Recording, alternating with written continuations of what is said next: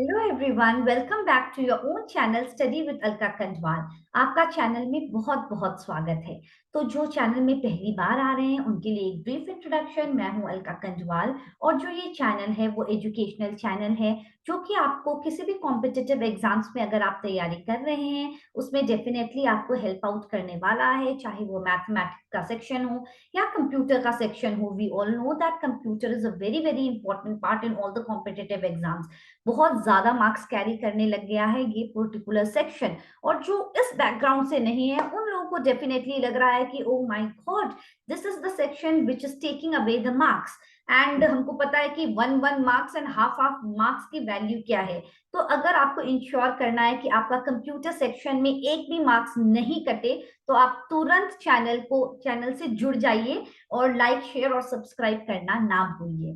और जो मैंने मैथ्स ऑलरेडी डिस्कस कर लिया है कि मैथ्स की भी आपकी तैयारी होगी, रीजनिंग की, कंप्यूटर सेक्शन की, और साथ ही साथ में जो मेरे फ्रेंड्स हैं जो पीजीटी टीजीटी कंप्यूटर साइंस के लिए प्रिपेयर कर रहे हैं उनके लिए भी एक सेपरेट प्लेलिस्ट डेडिकेटेड है। तो किस बात की देरी, तुरंत लाइक शेयर और सब्सक्राइब कर लीजिए and motivate me to come up with many such sessions ahead. तो ये है हमारा ब्रीफ इंट्रोडक्शन। तो आज का जो चैनल है, आज का जो सेशन है, तो वो किस लिए है? डी ट्रिपल एस बी में अभी बहुत सारी वैकेंसीज आई हैं ग्रुप सी पोस्ट के लिए, that is non teaching post के लिए बहुत सारी वैकेंसी आई है। उसमें कंप्यूटर सेक्शन 20 मार्क्स का है और साथ ही साथ यूपी पुलिस में कंप्यूटर ऑपरेटर की वैकेंसी आई है।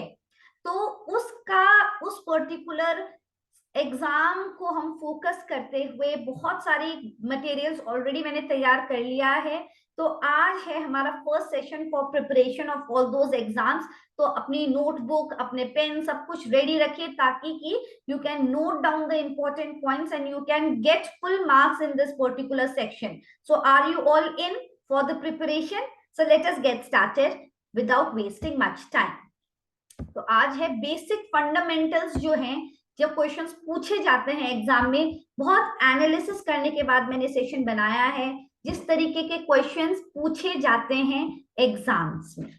सो I hope that you all are ready for it. So just hold on for a while. Okay, so let me just hold on. Okay, let me select the pen. ठीक है। So basic computer MCQs and you are in the channel study with Alka Khandwal। तो आगे बढ़ते हैं।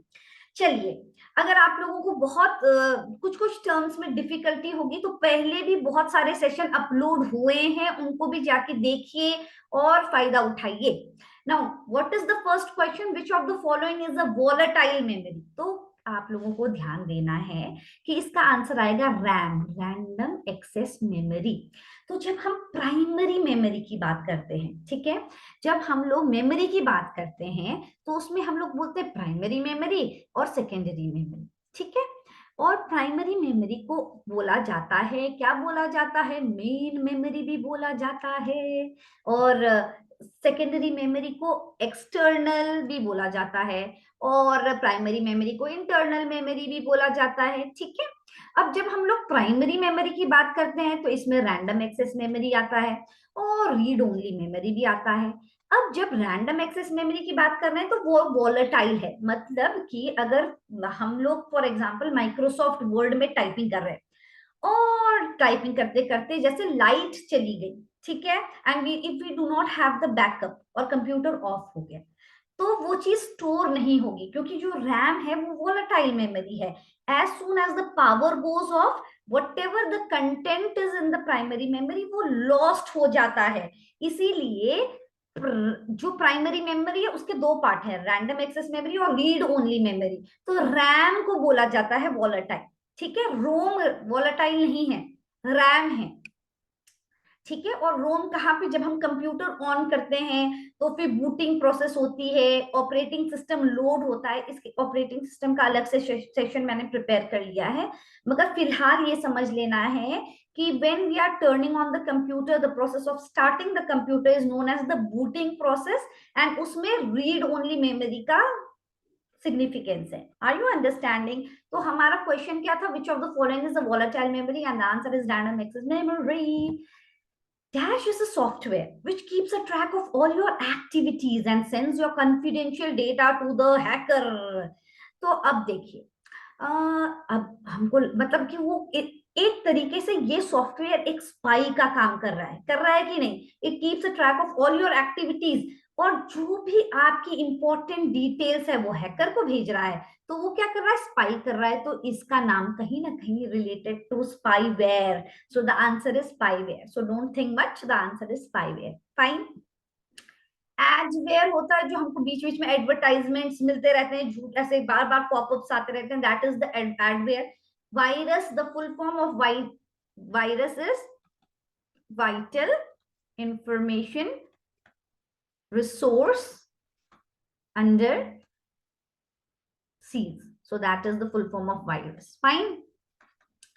अब है, आगे बढ़ते हैं। The third generation of computer was made up with very very important question related to the generation first, second, third, fourth, fifth. 5 generation है। बहुत बार हर एक एग्जाम में आपको एक क्वेश्चन जरूर मिलने वाला है इस पर्टिकुलर पार्ट से। First generation is the vacuum tubes, second generation is the transistors, एकदम याद कर लीजिए। Third generation is the integrated circuit, fourth generation is the microprocessors, and then we talk about the fifth, oh sorry, this microprocessors, ठीक है।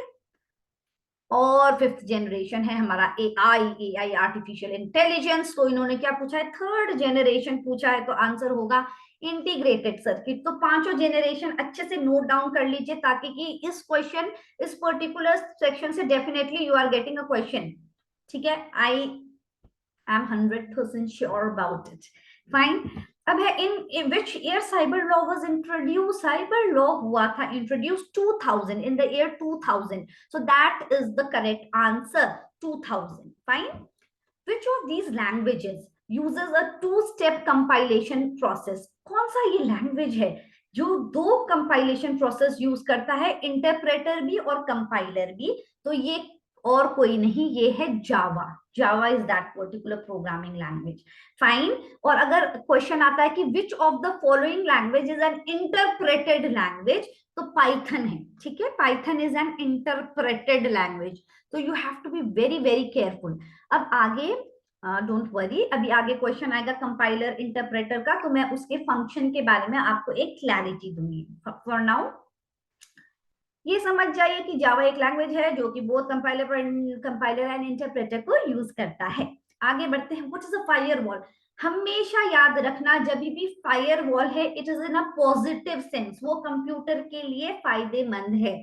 Firewall एक hardware के form में भी हो सकता है, एक सॉफ्टवेयर के भी फॉर्म में हो सकता है, और वो क्या करता है? प्रोटेक्शन प्रोवाइड करता है। Firewall is acting as a protection. Firewall मतलब एक वॉल क्रिएट कर रहा है जो कि हमको प्रोटेक्ट करेगा। तो a system which is designed to prevent the unauthorized access. If someone is trying to unauthorizedly access our network, so that is a system which is designed to stop it, to prevent the unauthorized access. Fine. अब full forms बहुत आते हैं, एक session पूरा full forms में बनाऊंगी, मगर फिलहाल बीच बीच में करते रहेंगे, so that you get a clarity on it. Now, the digital telecommunication term ISDN is an abbreviation for Integrated Services Digital Network. इतनी अच्छे से तैयारी होनी चाहिए कि हमको ऑप्शन की भी जरूरत ना पड़े। जैसे हमने क्वेश्चन पढ़ लिया, हमारा आंसर तुरंत क्लिक हो जाना चाहिए। वी शुड नॉट वेट कि कब आंसर किया है, हमको इतनी कॉन्फिडेंस होना चाहिए कि 101% we are sure about it. Fine. तो आंसर है integrated services digital network, and dash is an important circuit in a computer system that directs the operation of the processor. Processor में एरिथमेटिक लॉजिक यूनिट होती है, control unit होती है, और वो control unit ही है जो कि कंट्रोल करती है और डायरेक्ट करती है ऑपरेशन ऑफ द प्रोसेसर को। So the answer is nothing but option B, control unit. Fine, this much is clear. अगर इतना समझ में आ गया तो तुरंत अभी स्टॉप कीजिए, लाइक शेयर और सब्सक्राइब कीजिए और आगे बढ़ जाइए। फाइन, क्योंकि बाद में भूल जाते हैं, तो इसीलिए just subscribe to the channel and keep on motivating. Now switch is a network device whose responsibility, अब जैसे हम स्विच की बात करते हैं, हब की बात करते हैं, राउटर की बात करते हैं, it is use to connect the network devices. Why is it use? To connect the network devices. Fine. अब जो हब है, अब बोलेंगे हब भी यूज होता है कि नेटवर्क डिवाइसेस को कनेक्ट करने के लिए, स्विच भी यूज करता है, मगर जो स्विच है वो थोड़ा इंटेलिजेंट है और जो हब है वो थोड़ा डम है. उसको क्या होता है, अगर हब के पास कोई मैसेज आया, हब बोलता है कि लो, जितने भी नेटवर्क डिवाइसेस मुझसे कनेक्टेड है सबको दे देता है, देख लो भाई ये मैसेज किसका है. मगर स्विच तो थोड़ा इंटेलिजेंट है, वो बोलता है अच्छा ये मैसेज आया है, अच्छा ये मैसेज उसके लिए है, तो उसी को डायरेक्ट करेगा. और हब बोलता है लो सब पढ़ लो ये message. Is it clear? So that is why hub is बुद्धू and switch is very very ज्ञानी. Okay, intelligent one. Second generation, I told you about the transistors. Yes, first vacuum tubes, then the transistors, integrated circuit, microprocessors, and the AI. What was the first general purpose electronic computer? Again, a very, very important question. ENIAC, that is electronic numerical integrator, electronic numerical integrator and calculator. Integrator and calculator. Fine. So this is the full form. ENIAC है first. It is the first general purpose computer. Fine. अब ना full form तो सबका होना चाहिए, जैसे UNIVAC है, universal computer, एडवैक electronic discrete variable and computer. तो इनके फुल फॉर्म्स भी I will discuss, don't worry. Who invented the first computer mouse? So it is again an important question. So the answer is Douglas Engelbart was the person who invented the first computer mouse.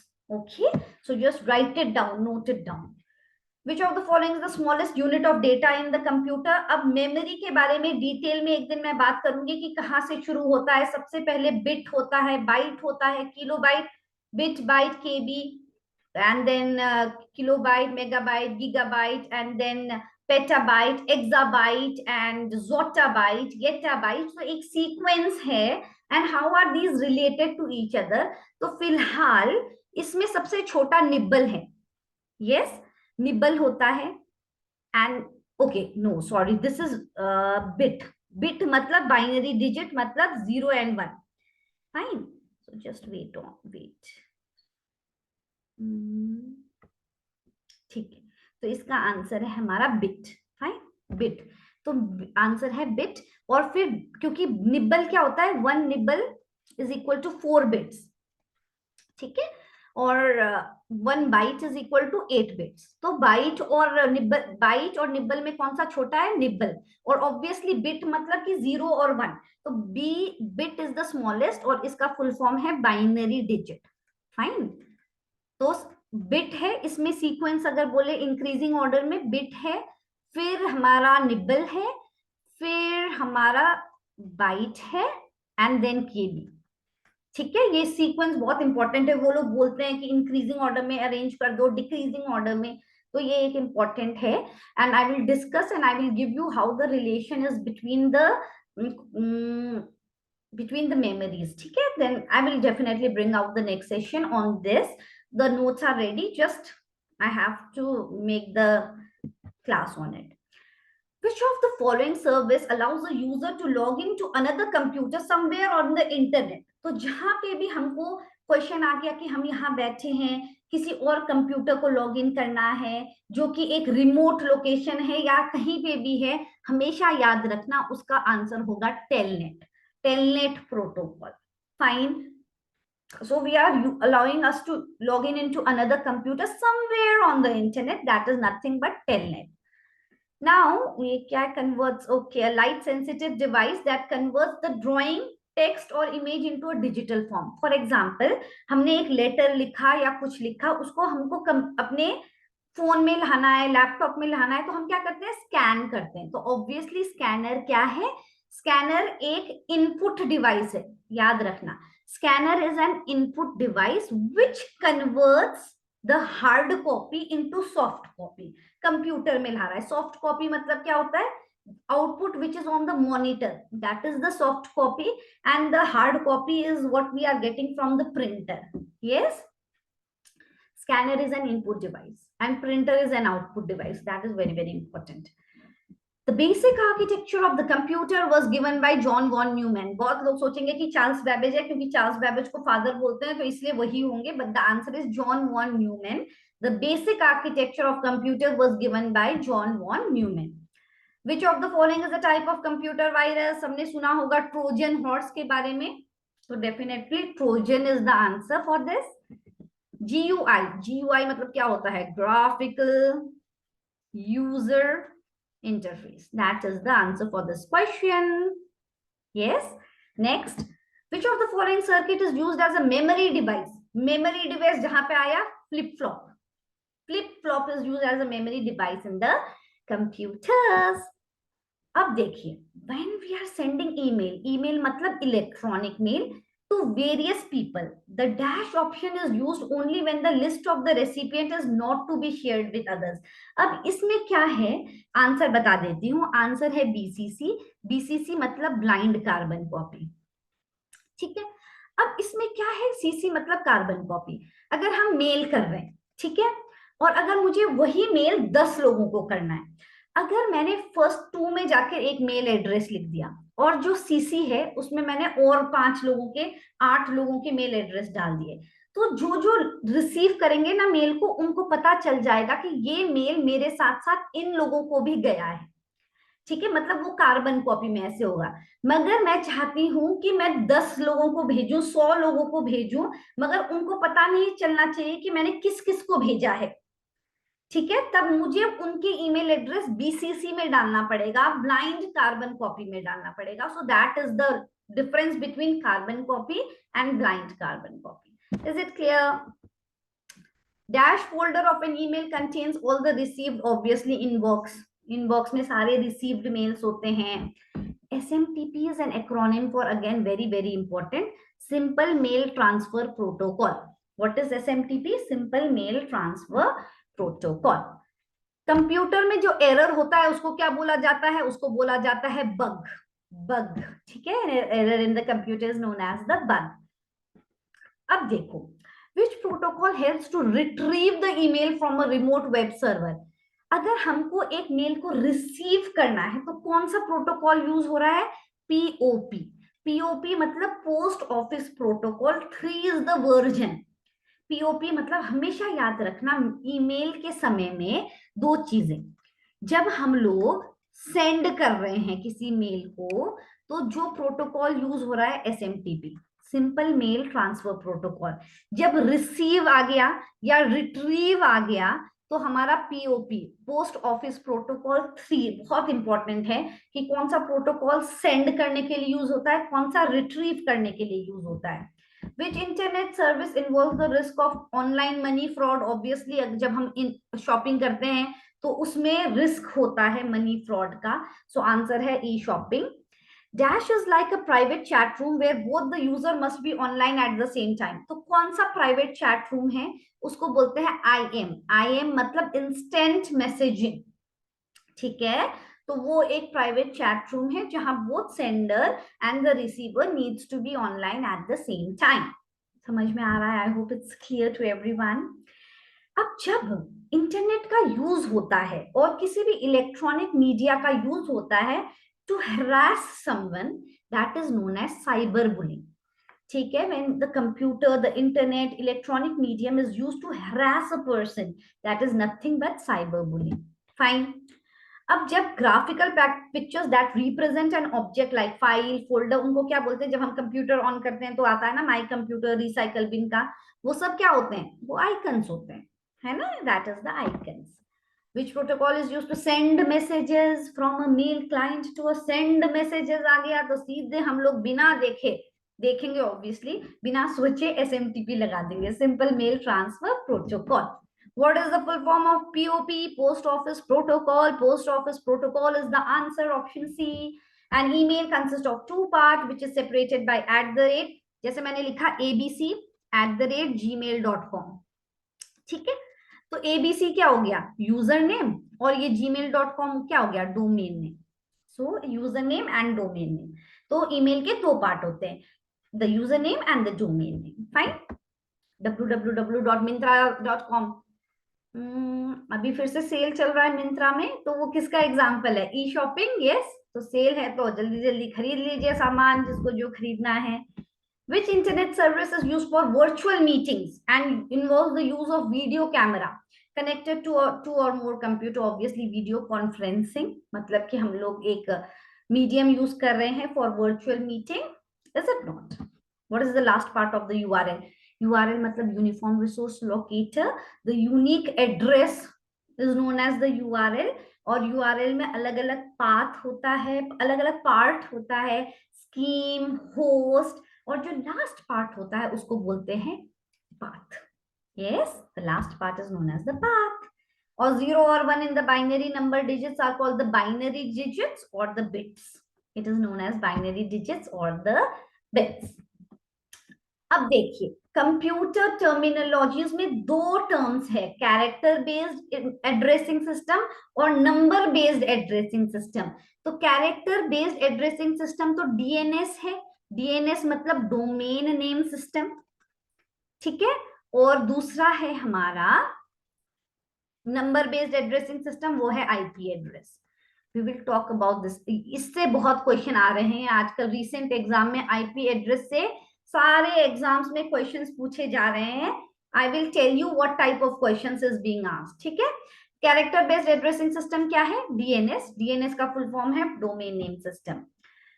अब एक computer, the central computer which is powerful then other computers, एक network है और एक central computer है जो कि दूसरे कंप्यूटर से पावरफुल है, उसको बोलते हैं सर्वर, ठीक है। That is powerful then the other computers in the network.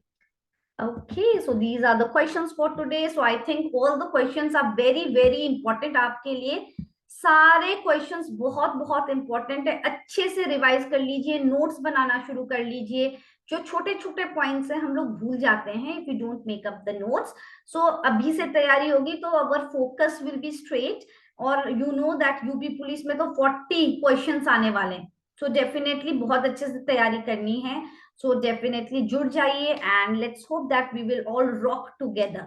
So thank you everyone, have a great day ahead, bye bye, God bless you all.